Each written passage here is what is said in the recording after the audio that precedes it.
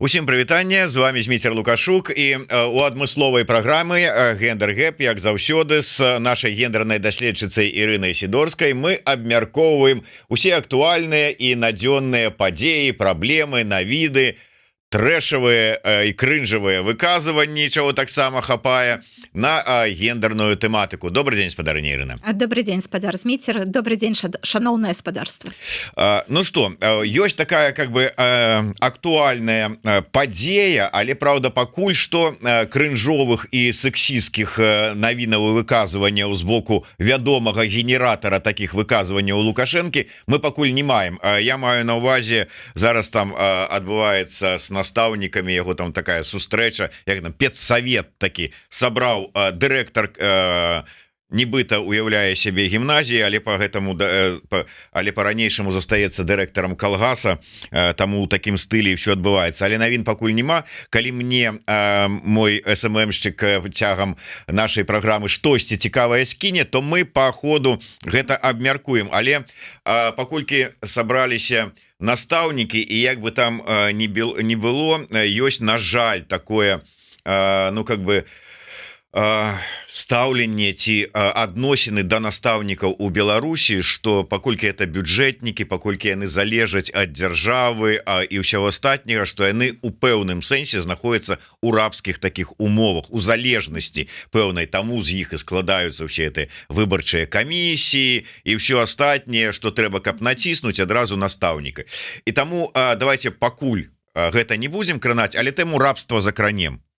Вы звярнулі ўвагу на сітуацыю, калі у тик-току беларуская мастачка Наталья Черноголова, яе спыталіся пра сям'ю і дзяцей, і раптам яна заявіла пра тое, што калі жанчына выходзіць замуж, ну то есть вот трапляе ў сям'ю, стварае ячэйку общества, то яна становіцца рабыняй. Як так?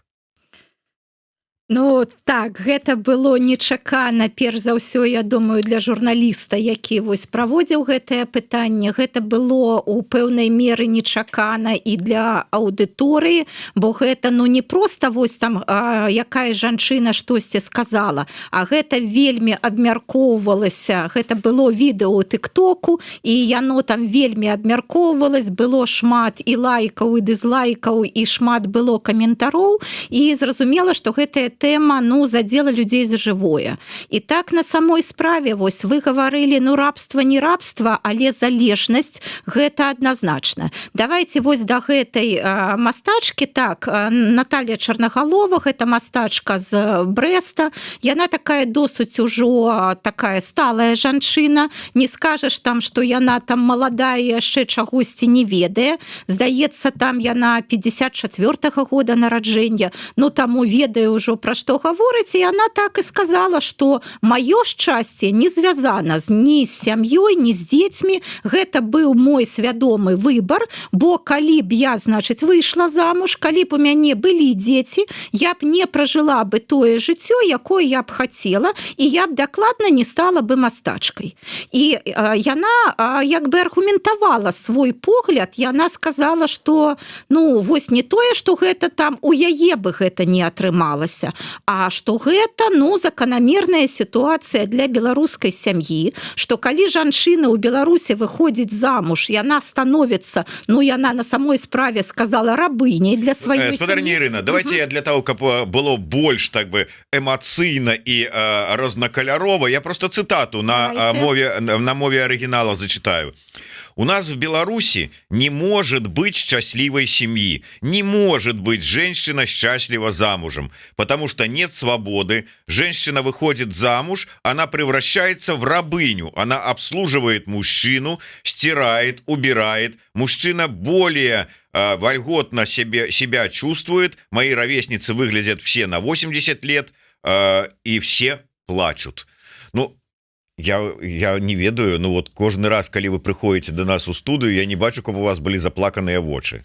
Ну так глядзіце, ёсць жа гэта памылка тых, хто выжыў. Я ж вам увесь час пра гэта гавару, што вось менавіта як маніпулююць грамадскай думкай. Калі вось, значыць, уся гэтая прапаганда Лукашэнкі кажуць жанчынам, што вось мець сям'ю, мець дзяцей гэта іх галоўнае прызначэнне. І калі яны гэта галоўнае прызначэнне рэалізуюць, ну яны пры гэтым нешчаслівыя, не вельмі задаволеныя і вось пачуваюць сябе як у рабстве, але яны вераць, што гэта іх галоўнае прызначэнне, ну так тады яны як бы будуць думаць, што гэта ў іх нейкія там памылкі, што гэта вось у іх такая сітуацыя штосьці не атрымалася, а ў усіх іншых нармальных жанчын у іх усё добра і гэтак далей. Вось я думаю, што якраз гэтая брэсцкая мастачка, яна на самой справе сказала праўду, яна сказала тую праўду, якая належыць да большасці беларускіх жанчын. Яны на самой справе вельмі шмат чым ахвяруюць, калі ствараюць сям'ю, калі маюць дзяцей, яны ахвяруюць сваім часам, яны ахвяруюць сваімі здольнасцямі, сваімі талентамі, сваімі магчымасцямі, сваімі там жаданнямі, тым, дзе яны хочуць працаваць, колькі б яны маглі зарабляць і гэтак далей. І гэта не тое, што нават моя там думка, ёсць такі тэрмін у навуцы штраф за мацярынства, і ён на самой справе існуе. І вось чаму мы, мне здаецца, гэта абмяркоўваем, таму што вось гэта голас звычайнай беларускай жанчыны, якая сказала, што ўсё не так, як малюе прапаганда. Што прапаганда малюе, што вось беларускія сем'і такія самыя моцныя, самыя шчаслівыя, самыя дружныя, што вось яшчэ раз гэта прызначэнне, гэта нашы традыцыйныя каштоўнасці, а на самой справе гэта зусім не так. Добра, давайте тады ваше бачанне таго, як ўсё ж таки рэальна абстаяць справа з правамі і магчымасцямі жанчыны ў Беларусі. Вельмі складаная сітуацыя з правамі і магчымасцямі. Мы з вами не адзін раз бралі нейкія канкрэтныя сферы з гэтымі правамі і магчымасцямі і паказвалі. З правамі можа крыху лепей, таму што ў нас адна канстытуцыя для мужчын і жанчын, але з магчымасцямі іх рэалізацыі вельмі дрэнна.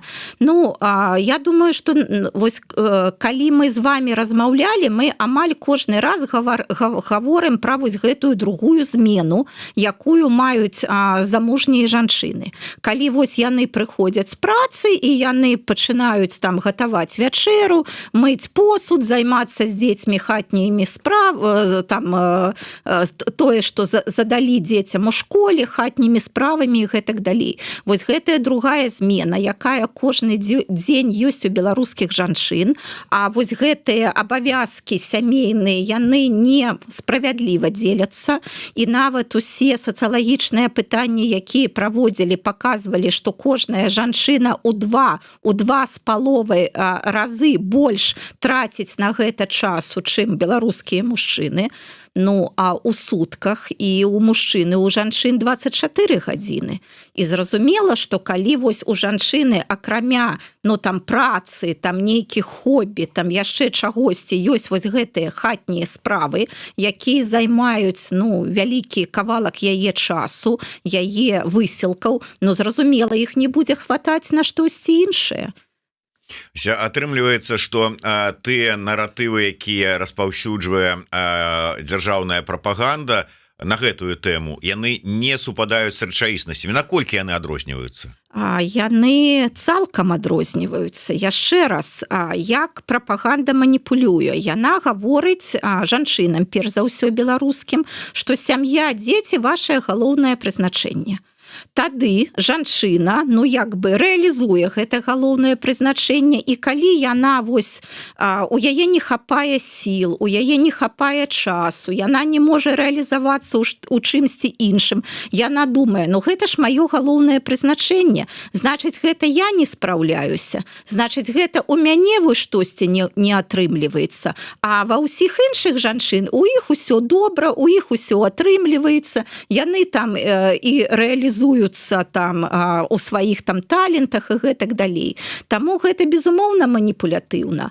А якія праблемы ў беларускай сям'і, так я не ведаю, адной нашай перадачы не хопіць толькі, каб іх пералічваць. Гэта і велізарная колькасць разводаў. У нас болей, чым кожны другі шлюб закончваецца разводам. Гэта тое, што дзеці растуць у няпоўнай сям'і. Тое, што мужчыны не плацяць аліменты. Гэта гендерны гвалт, гэта дамашні гвалт. Но амаль кожны раз мы таксама пра гэта гаварым. Таму вось, я думаю, так і адрэагавала грамадства, калі вось як бы звычайная жанчына сказала, што ўсё не так, што вось тую карціну, якую як бы вы малюеце, на самой справе гэта не так. І замужнія жанчыны, яны часта на самой справе ў рабстве, яна вельмі так гэта эмацыйна сказала, і у іх няма часу на сябе, на свае жаданні, на свае таленты, і яна, я думаю, што яна права, калі яна гаварыла пра тое, што яна б, напэўна, не стала мастачкай, калі б у яе была сям'я.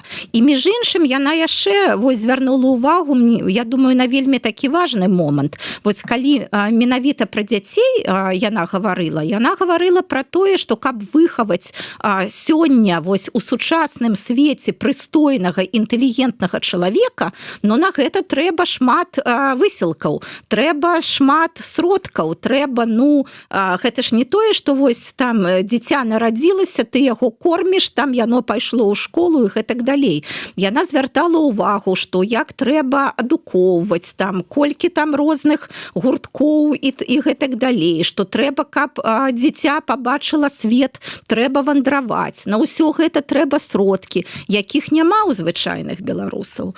Таму вось я і думаю, што гэта відэо вось менавіта таму такую рэакцыю мела, што яно як бы попало вось у яблычка, што яно показала, што на самой справе жыццё беларусаў зусім іншае, не такое, як у прапагандзе.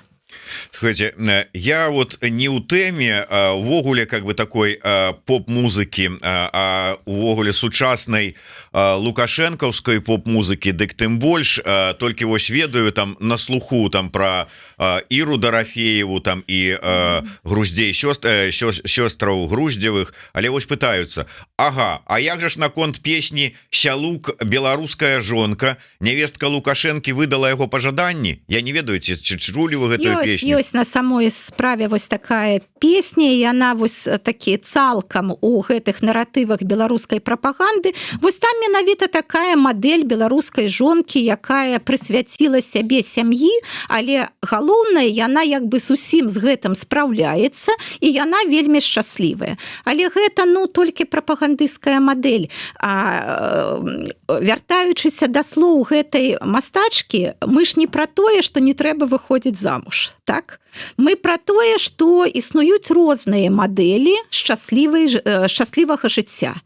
І што, напрыклад, падыходзіць для адной жанчыны, можа цалкам не падыходзіць да іншай жанчыны. І нармальна, калі частка жанчыны, мужчын там не шукае нават сваю другую палавінку, а жывуць вось такім самастойным жыццём і рэалізуюць сябе і гэтак далей. Гэта нармальнае жыццё.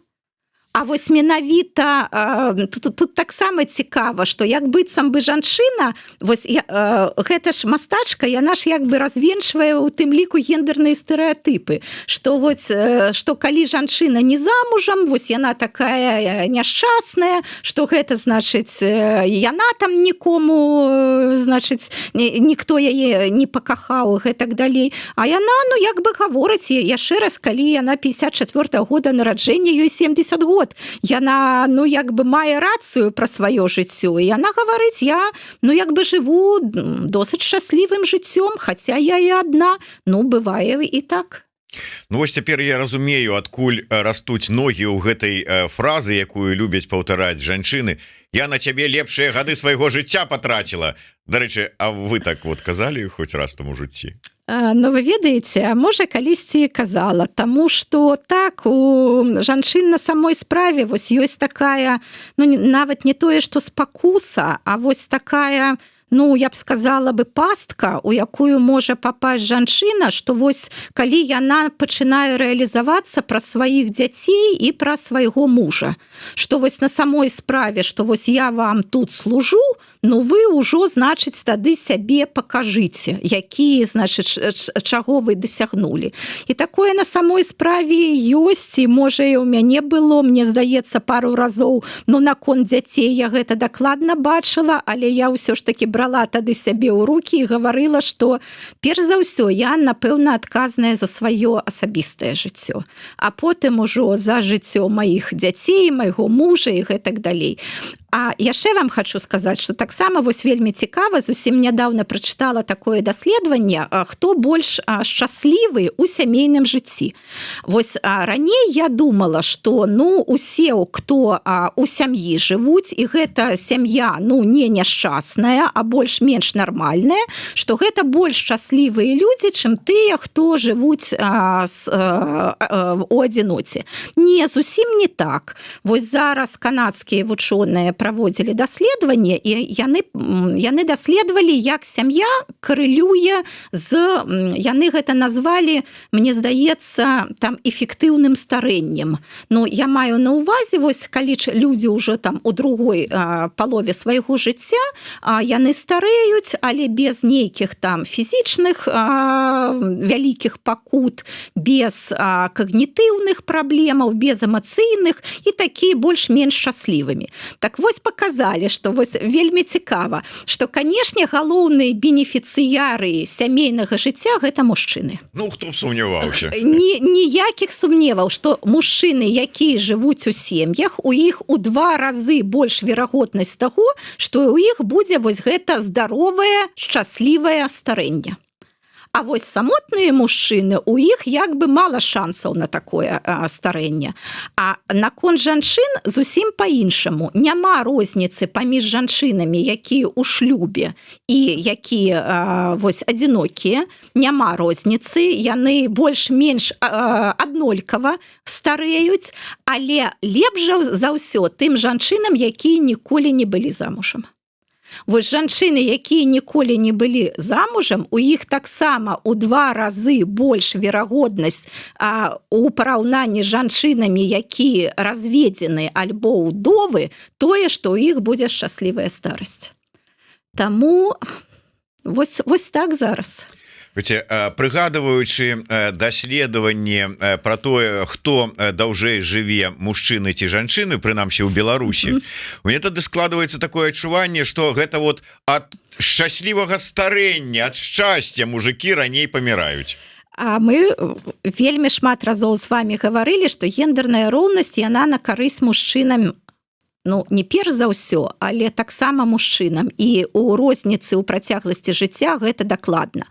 А вось у краіны, якія лідзіруюць у рэйтынгах гендернай роўнасці, у іх мужчыны жывуць на 3-4 гады толькі менш, чым жанчыны. А вось у Беларусі на 11 гадоў. Таму я думаю, што мужчыны плацяць вельмі такую высокую цану за адсутнасць гендернай роўнасці. Глядзіце, наш агульны з вами знаёмы, які глядзеў нашыя перадачы, у тым ліку, спадзяюся, і гендер-гэп, калі вандраваў па Гімалаях, блогер Дарога піша: «Самае смешнае, што тэзу «задача жанчыны нараджаць дзяцей» прасоўвае ў сваіх паездках па рэгіёнах Наталья Качанова. Што ж да другой змены, то гэта пытанне згоды і ўзаемапавагі ў сям'і».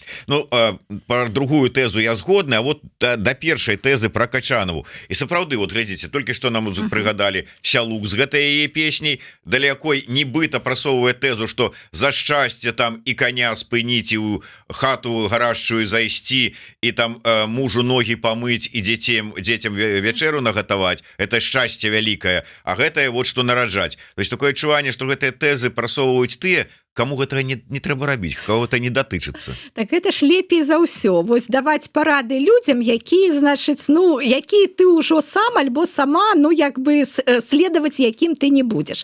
Так, я ўсё уяўляю, як нявестка Лукашэнкі там ідзе за плугам, там дзе-нибудь бульбу абганяе, ці яшчэ што, жукоў збірае. А про Качанову мы гаварылі, глядзіце, яна ж як бы, ну яна ж бабуля ўжо зараз недзе там, яна напэўна нараджала ў 70-х 80-х годах, так у яе ў самой дзве дачкі, значыць ужо тады былі такія нормы, калі ну вось як бы больш за там двое дзяцей для гарадской жанчыны там з адукацыі гэта было як бы ўжо і ну вось менавіта былі такія нормы. І калі яна сама, якая вось у 70-е 80-е гады такім нормам такіх норм прытрымлівалася, яна зараз кажа маладым жанчынам нараджаць, калі ну усё ўжо змянілася. Гэта, канешне, ну вызывае разуменне таго, што Качанова, ну як, сатрасае паветра, і як бы ніхто такім яе, значыць, саветам не будзе следаваць. Давайте трошечку закранем, хотя тема, відаць, що ж таки она широкая і важная, але правда не датычна конкретно Беларусі, але больш глобальным сэнсе. У Афганістане жанчынам забаранілі спяваць і гаварыць на публіцы. Як-то там зараз я пагляжу, аргументавалі гэта тым, што жаночы голас лічыцца інтымным. Вось дзе сапраўднае рабства. У параўнанні так можна сказаць, што у нас усё добра, а сапраўднае рабства там, але гэта ж тренды, якія, мне здаецца, якраз вось яны мяне пужаюць сваёй аднолькавасцю. Вось давайте увядзем у кантэкст. У Афганістане сталі вельмі як бы пагоршылася сітуацыя з правамі жанчын, пачынаючы з 21-го года, калі прыйшлі да ўлады талібы. А талібы, між іншым, прыйшлі з вельмі, мне здаецца, знаёмай такой ідэалогіі, што вось, значыць, мы супраць гэтага няправільнага захаду, з яго, значыць, гэтымі нетрадыцыйнымі каштоўнасцямі, а давайте мы вернемся да сваіх традыцыйных каштоўнасцей, у нас яны ўсе ў шарыяце прапісаны, і вось давайте мы ўсё гэта будзем рэалізоўваць. І вось паступова афганскія жанчыны, значыць, у іх сталі забіраць магчымасць працаваць, потым атрымліваць вышэйшую адукацыю, потым сярэднюю адукацыю. Ну, а зараз ужо вось гаворка ідзе пра, значыць, у іх ёсць такое міністэрства па прадухіленні распуствы і прасоўвання дабрадзейнасці. Вось уяўляеце, вось куды можа зайсці вось гэта барацьба за нацыянальныя традыцыйныя каштоўнасці. Вось міністэрства па прадухіленні распуствы і заахвочвання дабрадзейнасці. І вось гэтае міністэрства, яно якраз зараз такое издала такі свод законаў, па якіх, значыць, сёння павінны жыць афганкі і афганцы. 114 сторонак і нават, значыць, артыкулы, которые вось менавіта прысвечаны паводзінам жанчын, бо зразумела, менавіта жанчыны ў гэтай сістэме каардынат, гэта крыніца спакусы, крыніца, значыць, усяго дрэннага і гэтак далей. І так, жанчына ў публічнай прасторы сёння у Афганістане павінна быць прыкрытая з усіх бакоў і не дазваляецца насіць там штосьці кароткае, альбо тонкае, альбо тое, што аблягае цела і гэтак далей. Так, нават голас жанчын лічыцца ў гэтай сістэме інтымным, і значыць, жанчыны не могуць спяваць на публіке, жанчыны не могуць дэкламаваць вершы.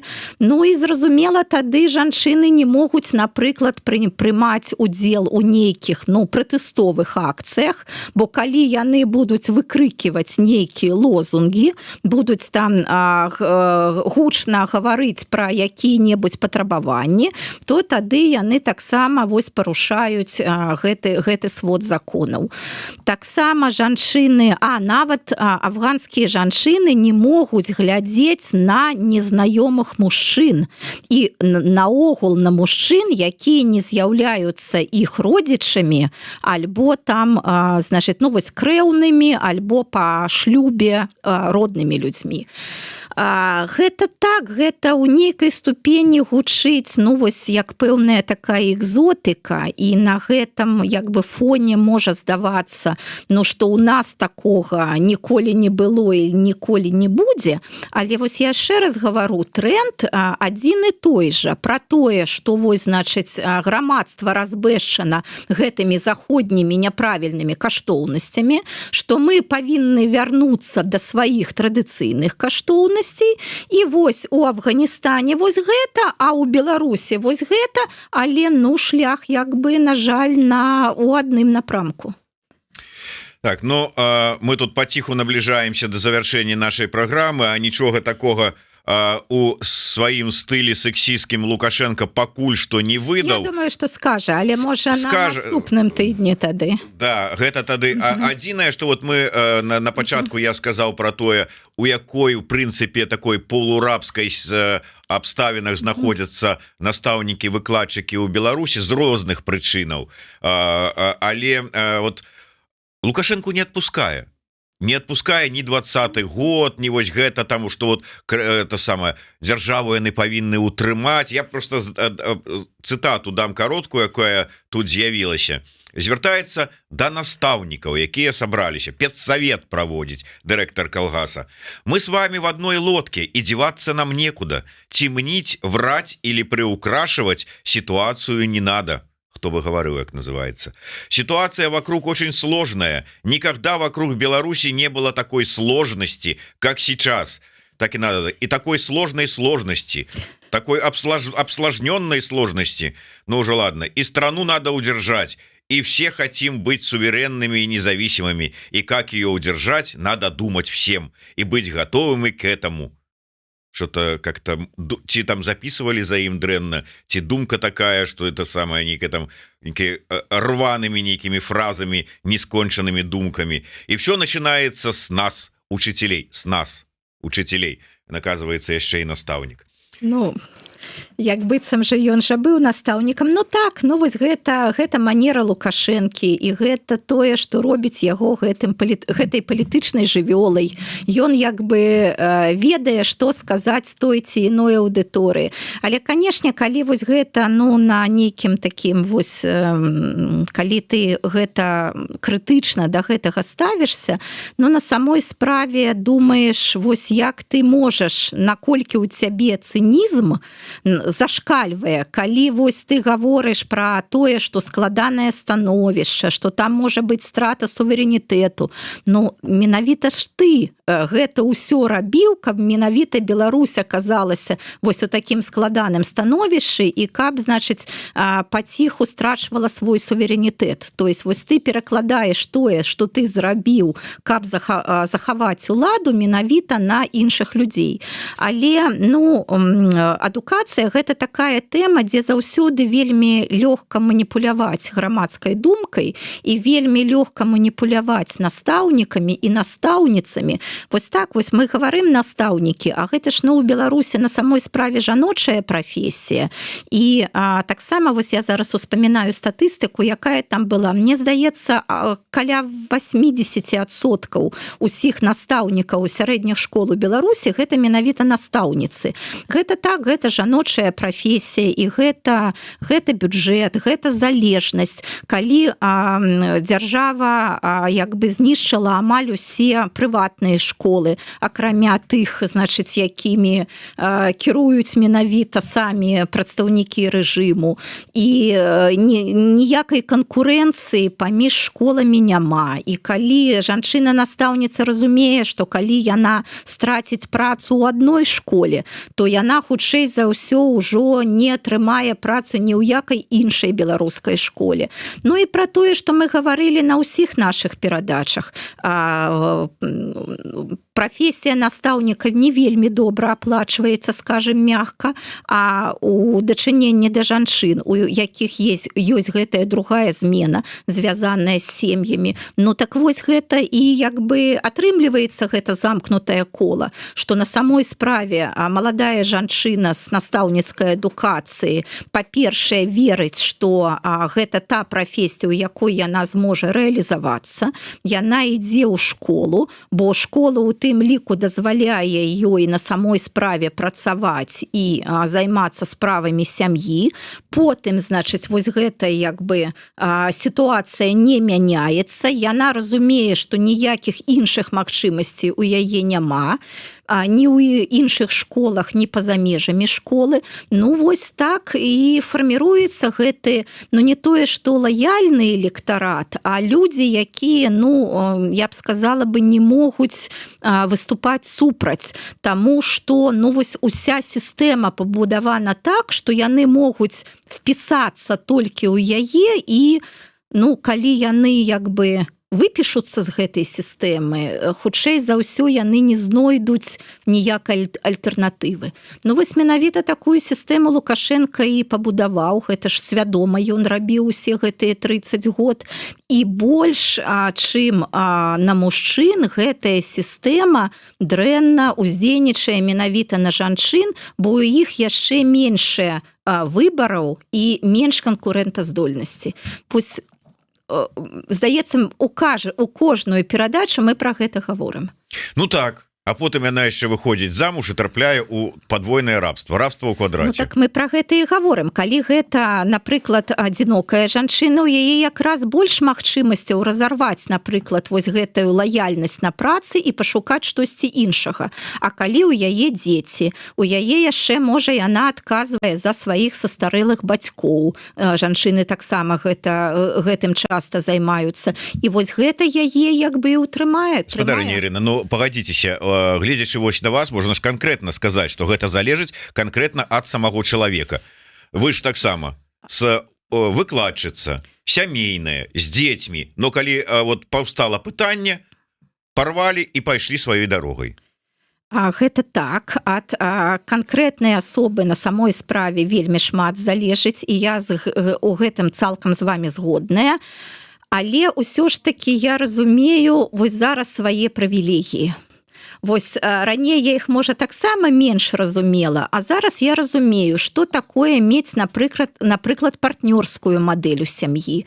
Ну вось на самой справе мы, дзякуй Богу, з мужам партнёры, і мы заўсёды можам як бы разлічваць адзін на аднаго, мы заўсёды падтрымліваем адзін аднаго, і дзякуючы у тым ліку сваёй сям'і я смагла рэалізавацца. Але я разумею, што не ва ўсіх ёсць вось гэтыя магчымасці. І якраз у большай часткі людзей, на жаль, гэтай магчымасці няма. Гэта не значыць, што як бы ўсе настаўнікі гэта вось гэтая паслухмяная большасць. А колькі мы бачым зараз тут былых настаўнікаў, якія вось усё кінулі, бо не маглі з гэтым змірыцца, і зараз там яны у іх, ну няма таго статуса, які быў у іх у Беларусі, у іх там менш статусная праца, але яны змаглі гэта зрабіць, але ўсё ж такі я думаю, што такіх меншасць. Таксама тэма вялікая, можна, конечно, шмат гаварыць і добрага, і не вельмі добрага, але давайте яшчэ одну навіну на заканчэнне, можа быть, две паспеем закрануць. Першае, на гэтым фоне ось сітуацыя, калі 15-гадовую дзяўчыну-падлетка адправілі на 2 гады фактычна у там калонію дзіцячую за тое, што яна абразіла у інтэрнэце міліцыянера. Ну это ж зразумела, самыя у нас бедныя, няшчасныя, неабароненыя, гэта міліцыянеры, якім то пагон аторвуць, то тварам аб іх бацінак ударацца, то яшчэ в інтэрнэце, не дай Бог, на іх не так паглядзяць. Ну, згодная з вами, на самой справе мяне гэта таксама вельмі так вось дэматывуе. Я думаю, ну, на самой справе вось ты прадстаўнік міліцыі, прадстаўнік сілавога ведомства, і вось 15-гадовая дзяўчына-падлетак, у якой, зразумела, ну, 15 год там і гармоны гуляюць, і там, ну, наогул як бы складана ўспрымаецца сусвет. І калі вось ты лічыш яе за роўную сябе, што яна можа цябе абразіць, абразіць, но так на самой справе, а ты калі шоў у міліцыю, ты як бы прадстаўляў сябе, чым ты будзеш займацца? Вось ты будзеш сапраўднымі... Пялёсткамі руж будзе яго шлях да генеральскіх пагонаў усыпаны. Ну, можа, я ўсё ж таки думала, што людзі, ну як бы у ідэале думаюць, што яны будуць змагацца сапраўднымі, ну я не ведаю, там, крымінальнікамі, што яны будуць, ну як бы за грамадскае блага. А калі вось у цябе як бы ворагам становіцца 15гадовае дзіця, ну гэта, конечно, зусім незразумела, і вось правы дзяцей у Беларусі, гэта з аднаго боку, гэта вось тая ануча, якой беларуская прапаганда ўвесь час трасе, што вось мы тут, значыць, за правы дзяцей, а паглядзіце на гэты захад, там іх, значыць, у іх там 2 таты альбо 2 мамы, 2 мамы, альбо там іх прымушаюць свой пол змяняць, а на самой справе вялікія праблемы з правамі дзяцей, гэта, канешне, у Беларусі, і вось гэты выпадак, ну, гэта прамое пацвярджэнне таму. І на завершэнне давайте, можа быть, коротко закранем. Я думаў больш шырока з вами, але давайте, часу няма, таму як медыаэксперта я вас да гэтай тэмы, да абмеркавання прыцягваць не буду, але вось як гендерную даследчыцу у справе Дурова, это расійскага мільярдэра, беднага нешчаснага мальчыка таксама. Гендерны аспект які ёсць? Гендерны аспект ёсць, но па-першае ўжо наогул, каму належаць вялікія тэхналагічныя бренды. Яны належаць мужчынам, яны не належаць жанчынам, і таму усе, значыць, як бы дивиденды бяруць мужчыны, але адказнасць за тое, што робіць твоя платформа, ну як бы Дураў не спяшаецца браць. Гэта па-першае. Па-другое, канешне, ўжо пашлі як бы размовы, з кім яго, з кім ён быў, калі, значыць, яго арыштавалі, і таксама ўжо пайшлі версіі, што гэта за спадарожніца і гэтак далей, но ён жа як бы падкрэслена гаворыць пра тое, што вось ён адзінокі мужчына, што ў яго, значыць, няма гэтых пастаянных сувязей, сям'я яму не патрэбна і гэтак далей, але, значыць, ну вось такі гаворкі ідуць, значыць, з кім ён гэта ідзе ўвесь час. Ну і мне б як медыаэкспертцы хацелася б вам адказаць, але разумею, што часу няма, але я б звярнула бы увагу... Давайте, я не буду вас абмяжоўваць, знойдзем час, давайте. Гэта вельмі... Дзякуй, гэта, мне здаецца, вельмі важна. Я думаю, што вось тое, пра што я гавару, што калі у чалавеку належыць вялікія сродкі ўплыву, гэта як бы, ну, з майго пункту гледжання аўтаматычна сведчыць пра тое, што у гэтага чалавека і вялікая адказнасць. А вось я у спадара Дурава такой адказнасці не бачу. Вось я бачу тое, што ён хоча браць усе дивиденды, якія прыносіць у прыватнасці месенджер Telegram, але ён не хоча адказваць за ўсё тое, як выкарыстоўваюць гэты месенджер. Вось мне здаецца, што калі ў цябе штосьці ёсць, адказнасць за гэта, яна ідзе аўтаматычна. І вось тут я думаю, што гэта вам вось як журналістам вельмі таксама цікава і актуальна ўсё ж такі наконт свабоды слова. Вось зараз расійская прапаганда, яна ж так гаворыць, што вось паглядзіце, гэта ж замах на свабоду слова, гэта, значыць, паглядзіце на іх двайныя стандарты, значыць, яны толькі нам нічога не даюць, значыць, самі што хочуць, то і робяць, і вось глядзіце, значыць, як таксама змагаюцца са свабодай слова. Але я ўсё ж такі думаю, што свабода слова гэта не, што яна не абсалютна. Што ўсё ж такі яна існуе ў балансе з іншымі свабодамі. Можа, са свабодай на жыццё, са свабодай на то, чтобы гэта было, ну, такое, чтобы менш рызыкаў было ў гэтым жыцці. Таму вось я думаю, што зараз расійская прапаганда і частка хорошых рускіх, яны як бы засталіся на тым разуменні свабоды слова, якая была дзесьці, ну, 17-18 веку. А зараз, ну, як бы нам дакладна патрэбна іншае разуменне свабоды слова. Ну і ў чым Дурава абвінавачваюць? У тым, што ён не хоча супрацоўнічаць з уладамі еўрапейскіх краін, але тут же трэба сказаць, што Тэлеграм же зусім па-іншаму успрымаецца ў заходніх краінах, чым ён успрымаецца ў Беларусі, ў Расіі, там у нейкіх азіяцкіх краінах і гэтак далей. Мы ж вось калі пераехалі таксама, ну як бы убачылі на свае вочы, што тут Тэлеграм гэта зусім іншае, што як бы ну большасць людзей глядзяць на Тэлеграм нават не нейтральна, а што гэта ну такі рызыкоўны, гэта негатыўны канал. Для заходніх краін Тэлеграм гэта канал для распаўсюджвання наркотыкаў, гэта канал для распаўсюджвання зброі, гэта канал для тэрарызму, для нейкіх сабатажных акцый. Ну і гэта, канешне, канал, па якім распаўсюджваецца парнаграфія. І перш за ўсё дзіцячая парнаграфія. Вось калі заканчваць усё ж такі гендерным падыходам. Як я бачыла, якраз спадар Дураў больш-менш пачаў супрацоўнічаць вось і наконт тэрарызму, і наконт наркотыкаў, но яго пазіцыя наконт прапаганды, наконт парнаграфіі была заўсёды такой, што гэта як бы не мая праблема, я гэтым займацца не буду, гэта мне не цікава і гэтак далей. Ну, так, у некаторых заходніх краінах парнаграфія легалізавана, але гэта дакладна не датычыць дзіцячай парнаграфіі. А вось менавіта Тэлеграм гэта канал, у якім, ну, як у Даркнеце дзейнічае ну, шмат груповак, якія менавіта распаўсюджваюць дзіцячую прапаганду. І гэта я б таксама бы сказала, што глядзець на гэта абыякава, ну, мне здаецца, гэта неправільна. Ну так, увогуле мяне троху здзівіла, як на абарону Дурава, от чалавека, які валодае 15 мільярдамі долараў с багаццем.